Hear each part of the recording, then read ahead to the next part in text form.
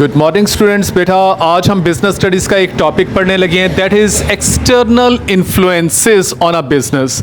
यानी ऐसे कौन कौन से फैक्टर्स हैं जो बिजनेस के ऊपर इफ़ेक्ट करते हैं। External influences, not internal. Internal कहते हैं कंपनी के अंदर के जो वजूहात होती हैं, और एक्सटर्नल जो बाहर से कोई अप्लाई हो रही होती हैं जिसकी वजह से बिजनेस इफेक्ट हो रहा होता है। तो स्टार्ट करने लगे हैं। To sell their products businesses must have a demand for these goods and services which depends on.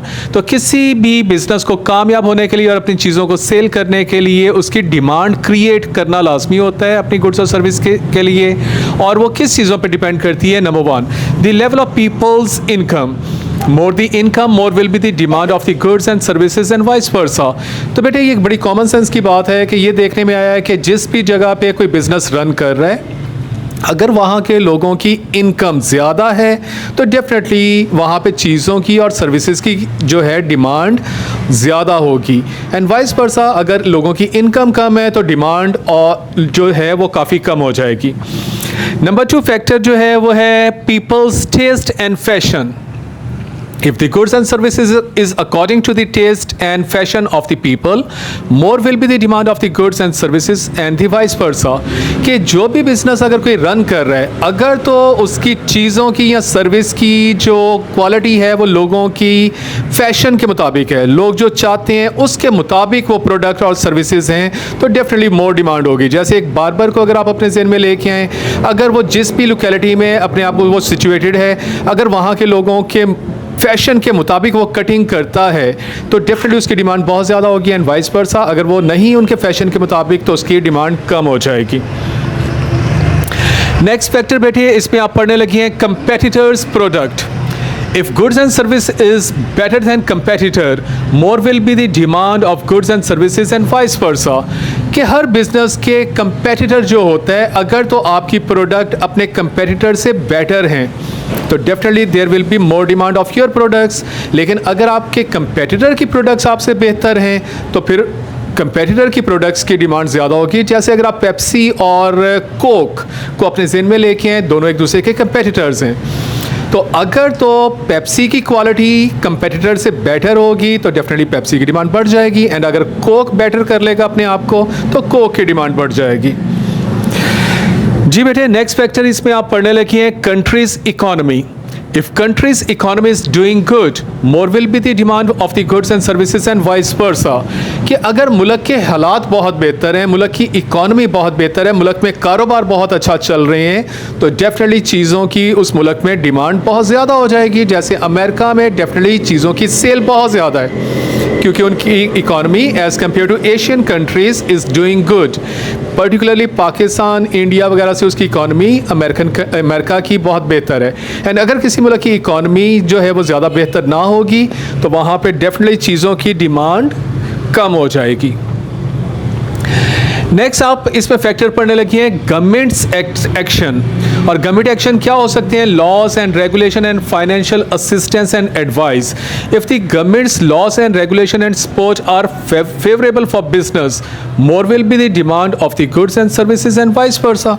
कि आप जिस भी मुल्क में अपने बिजनेस को रन कर रहे हो, अगर वहाँ के गवर्नमेंट की लॉज एंड रेगुलेशन आपके बिजनेस के फेवरेबल हुए तो definitely there will be more demand. जैसे अगर आप कुछ यूरोपियन कंट्रीज़ को देख के आओ तो वहाँ पे जो ये बेवरेजेस वगैरह हैं, वाइन वगैरह हैं, वहाँ पे गवर्नमेंट की काफ़ी उनके लिए फेवरेबल है। वहाँ पे पब्स वगैरह खुले हुए तो डेफिनेटली वहाँ पे वाइन वगैरह की सेल ज़्यादा है। लेकिन इस्लामिक कंट्रीज़ के अंदर गवर्नमेंट के रूल्स जो हैं उसके अगेंस्ट होते हैं, पब्स वगैरह ओपन नहीं किए जा सकते, तो वहाँ पे इसकी सेल कम है। यानी अगर गवर्नमेंट के लॉस एंड रेगुलेशंस आपके अकॉर्डिंग होंगे तो सेल ज़्यादा हो जाएगी, डिमांड ज़्यादा हो जाएगी। एंड अगर आपके अगेंस्ट हैं तो वो डेफिनेटली आपकी डिमांड कम हो जाएगी। Nowadays businesses are heavily influenced by what is happening in the society। Greater environmental awareness means that many people are interested in how a firm's activities affect the environment.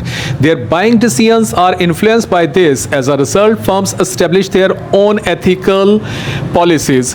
आजकल के लोगों को बेटे awareness बहुत बढ़ गई है, एजुकेशन उनकी अच्छी हो गई है, प्लस ये सोशल मीडिया ने एवरीथिंग खोल के रख दी है, तो इसलिए लोग आजकल बड़े वेल अवेयर हैं और वो ऐसी चीज़ों को पसंद करते हैं जो एनवायरमेंटल फ्रेंडली हों।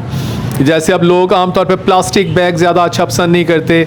जैसे आप देखो हमारे पाकिस्तान में पर्टिकुलरली जो ये दूध है ये बड़ा पहले खुला बहुत सेल होता था, लेकिन अब लोगों को ऐसा अवेयरनेस आ रही है कि खुले बर्तन में तो बहुत ज़्यादा बैक्टीरिया होते हैं, गंदमंद बहुत होता है, ग्वाला पता नहीं गंदे हाथों से क्या क्या करके उस दूध को लेके आता है, मक्खियाँ उस पर बैठती हैं। दैट्स वाई अब ऐसा लोग जो हैं वो पैक्ड मिल्क की तरफ आना शुरू हो गए हैं, या कम से कम अगर खुला दूध भी वो ख़रीदती हैं तो दुकान में आपने देखा होगा आप दुकानदार काफ़ी पहले से ज़्यादा सफाई का ख्याल रखने लग गए हैं, क्योंकि कस्टमर्स को बड़ी अवेयरनेस आ गई है। एंड जो ज़्यादा अपने आप को गंदा रखता है उसकी डेफिनेटली सेल उतनी ही कम भी हो जाती है। जी बेटे, नेक्स्ट आप इसमें इफेक्ट पढ़ने लगी हैं, world's affair affect the business also as the sale of the foreign companies were heavily affected in the Muslim countries due to Gaza war.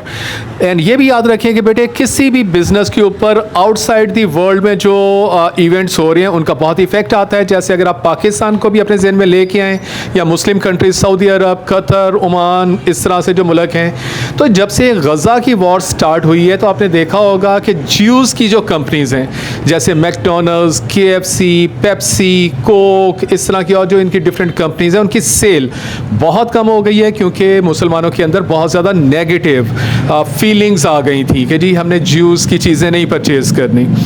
तो आउटसाइड दी वर्ल्ड यानी वर्ल्ड अफेयर का भी बहुत ज़्यादा असर होता है किसी भी बिजनेस पे।